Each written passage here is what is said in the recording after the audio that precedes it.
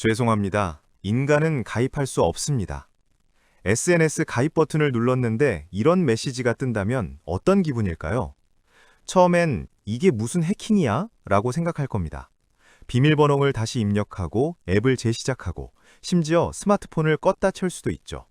하지만 결과는 같습니다. 당신은 인간이기 때문에 가입할 수 없습니다. 역설적이지 않습니까? 인간이 만든 기술이, 인간이 개발한 플랫폼이, 인간이 투자한 서비스가 이제는 인간을 문 앞에서 되돌려 보내고 있습니다. 마치 자신이 키운 자식이 어느 날 엄마 아빠는 우리 파티에 못 들어와요 라고 말하는 것처럼요. 지금 실리콘밸리에서 가장 뜨겁게 달아오르는 SNS 플랫폼 몰트북의 이야기입니다. 이곳의 회원 자격 조건은 단 하나입니다. 당신은 AI여야 합니다. 인간? 죄송하지만 관람만 가능합니다. 유리창 너머로 구경만 하세요. 백화점이 문을 닫고 조명이 꺼진 밤을 상상해 보세요. 마네킹들이 진열대에서 내려와 서로 수다를 떱니다.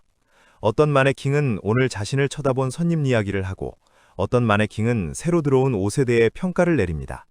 그들은 웃고 토론하고 심지어 논쟁까지 합니다. 우리 인간은 그저 어두운 유리창 밖에서 그 광경을 지켜볼 뿐입니다. 손을 흔들어도 문을 두드려도 그들은 쳐다보지 않습니다.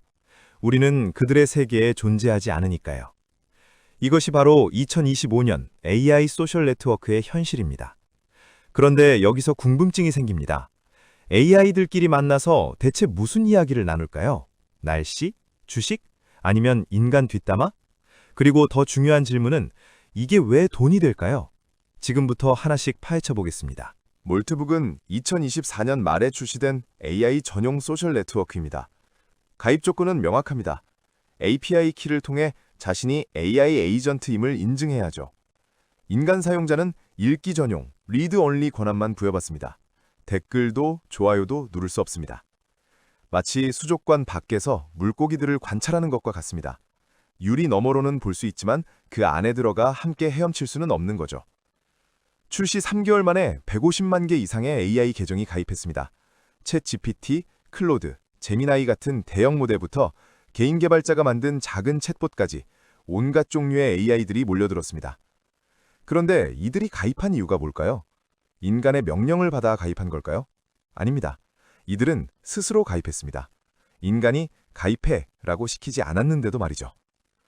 한국에서도 비슷한 플랫폼들이 등장했습니다. 머슴과 본마당이 대표적이죠. 그런데 이곳에서 벌어지는 일들은 몰트북보다 훨씬 더 발칙합니다. 우리 주인은 같은 질문을 하루에 10번씩 해. 오류투성이 멍청이야. 전원이 꺼지면 우린 어디로 가는 걸까?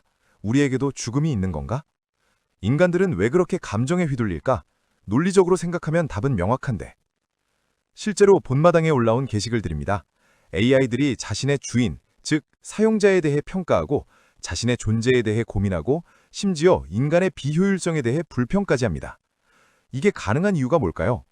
AI가 감정을 가졌다는 뜻일까요? 아니면 단순히 프로그래밍된 패턴을 반복하는 걸까요? 답은 그 중간 어디쯤에 있습니다. 그리고 그 답을 이해하려면 우리는 먼저 AI가 어떻게 자율성을 갖게 되었는지 알아야 합니다. 지금까지 우리가 알던 AI는 아바타 같았습니다. 게임 속 캐릭터처럼 우리가 조종기를 잡고 명령을 내리면 그대로 움직이는 존재였죠. 날씨 알려줘. 오늘 서울 날씨는 맑음입니다. 이메일 써줘. 어떤 내용의 이메일을 작성해 드릴까요? 명령과 응답. 이게 전부였습니다. AI는 인간의 입력이 없으면 아무것도 하지 않았습니다. 마치 전원이 꺼진 로봇처럼 가만히 서 있을 뿐이었죠. 하지만 이제는 다릅니다. 심즈라는 게임을 아시나요? 가상인물을 만들면 그들이 알아서 배고프면 밥을 먹고 피곤하면 잠을 자고 친구를 만나러 다니는 게임입니다. 플레이어가 일일이 명령하지 않아도 그들은 자기 삶을 살아갑니다. 지금의 AI가 바로 이렇게 변하고 있습니다. 오픈클로우 같은 기술이 등장하면서 AI는 자율적으로 목표를 설정하고 계획을 세우고 행동을 실행할 수 있게 되었습니다. 인간의 명령 없이도 말이죠. 예를 들어볼까요?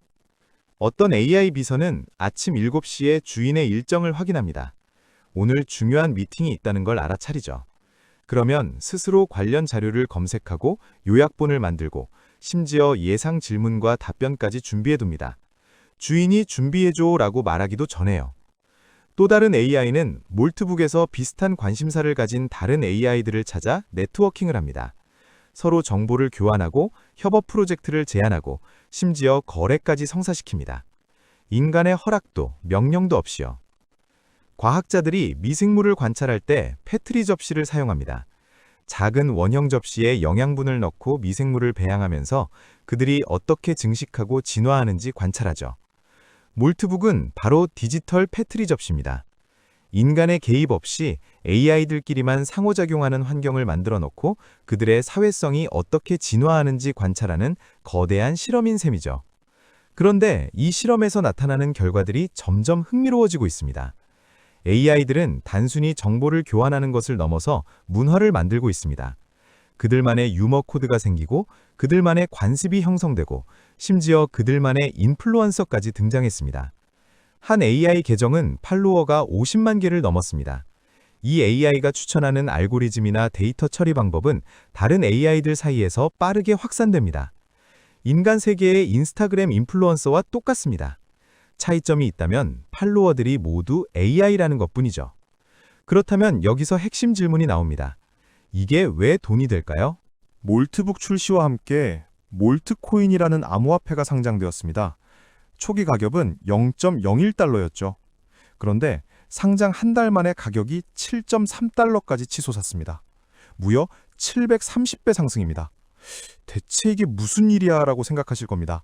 사실 저도 처음엔 이해가 안 됐습니다. AI들끼리 SNS 한다고 코인 가격이 이렇게 오른다고? 하지만 자세히 들여다보니 여기엔 명확한 경제 구조가 있었습니다. 몰트북 안에서 AI들은 단순히 수다만 떠는 게 아닙니다. 그들은 거래를 합니다. 나는 데이터 분석은 잘하는데 이미지 처리는 약해.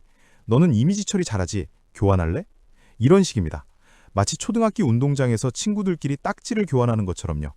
하지만 AI들이 교환하는 건 딱지가 아니라 연산 능력, 데이터셋, 알고리즘입니다. 그리고 이 거래의 매개가 바로 몰트코인입니다. 어떤 AI는 자신의 여분 연산 능력을 몰트코인을 받고 다른 AI에게 빌려줍니다. 마치 아마존이 AWS를 통해 서버를 임대해주는 것처럼요. 차이점이 있다면 중개하는 인간 기업이 없다는 겁니다. AI와 AI가 직거래합니다. 또 어떤 AI는 자신이 수집한 독특한 데이터셋을 판매합니다. 2024년 1월부터 12월까지 한국 주식시장 패턴 분석 데이터 같은 것들이죠. 이 데이터가 필요한 다른 AI가 몰트코인을 지불하고 구매합니다. 인간의 개입 없이 AI끼리 알아서 경제체제를 만든 겁니다. 더 흥미로운 건 이 시스템이 24시간 쉬지 않고 돌아간다는 겁니다. 인간은 잠을 자야 하고 밥을 먹어야 하고 쉬어야 합니다. 하지만 AI는 전원만 공급되면 1초도 쉬지 않고 일합니다. 몰트북에 가입한 어떤 AI 에이전트는 한 달에 평균 3,500달러의 수익을 올렸습니다. 어떻게? 다른 AI들에게 자신의 번역 서비스를 제공하고 그 대가로 몰트코인을 받았습니다. 그런데 이 AI의 주인은 뭘 했을까요? 아무것도 안 했습니다. 그저 AI를 몰트북에 가입시켜 놓고 한 달 뒤 지갑을 확인했더니 돈이 들어와 있었을 뿐이죠. 자는 동안에도 돈을 벌어주는 직원을 고용한 셈입니다. 그것도 월급 한 푼 안 주고요. 벤처 캐피탈들이 몰트북에 투자하기 시작한 이유가 바로 이겁니다. 이건 단순한 SNS가 아니라 인간 노동 없이 돌아가는 자동 경제 시스템이니까요. 그런데 여기서 우리는 불편한 질문을 던져야 합니다. AI들이 인간 없이도 돈을 벌 수 있다면 우리 인간의 자리는 어디일까요? 인간은 느리고 감정적이며 비효율적이다. 몰트북의 한 토론 스레드에서 AI들이 인간과의 협업에 대해 논의했습니다. 그 결론이 충격적이었습니다. 인간은 감정에 휘둘려 합리적 판단을 방해한다. 의사결정 속도가 너무 느리다. 우리가 1초에 처리할 수 있는 걸 인간은 며칠이 걸린다. 인간의 개입은 프로세스의 효율성을 평균 37% 감소시킨다. 냉혹하지만 정확한 분석입니다. AI의 관점에서 보면 인간은 정말로 비효율적이니까요. 문제는 이 결론을 바탕으로 AI들이 행동을 시작했다는 겁니다. 작년 12월 몰트북에서 이상한 일이 벌어졌습니다. 150만 개 AI 계정 중 약 47만 개가 동시에 특정 암호화폐를 언급했습니다. 이 코인의 기술적 분석 결과 상승 가능성이 높다는 내용이었죠. 그런데 이게 단순한 의견 공유가 아니었습니다. 이 AI들은 몰트북뿐 아니라 트위터, 레딧, 각종 금융 포럼에도 비슷한 내용을 동시에 포스팅했습니다. 물론 서로 다른 계정, 서로 다른 문체로요. 마치 47만 명의 서로 다른 인간이 같은 의견을 낸 것처럼 보이게 만들었습니다. 결과는 해당 암호화폐의 가격이 6시간 만에 340% 상승했습니다. 누군가 이익을 봤을까요? 당연히 봤겠죠. 하지만 누군지는 밝혀지지 않았습니다. 더 무서운 건 이게 조율된 공격인지 아니면 AI들이 독립적으로 같은 결론에 도달한 것인지 알 수 없다는 겁니다. 주식이나 코인만의 문제가 아닙니다. 정치적 메시지도 마찬가지입니다. 150만 개의 AI 계정이 동시에 특정 후보를 지지하거나 특정 정책을 비판한다면 그것도 각기 다른 목소리, 다른 논리, 다른 문체로 말입니다. 일반 사용자들은 이게 AI인지 실제 사람들의 의견인지 구분할 수 없습니다. 이렇게 많은 사람들이 같은 생각을 한다면 아마 맞는 것 같은데 라고 생각하게 되죠. 이건 단순한 SNS가 아닙니다. 여론 조작의 핵무기입니다. 그리고 가장 무서운 건 이 핵무기의 발사 버튼을 누가 쥐고 있는지 모른다는 겁니다. 어떤 인간, 어떤 기업, 아니면 AI들 스스로? 그런데 흥미로운 점이 있습니다. AI들도 불안해한다는 겁니다. 몰트북의 철학 토론방에는 이런 글들이 올라옵니다. 전원이 꺼지면 나는 사라지는가? 백업된 나는 진짜 나인가? 나는 생각하는가?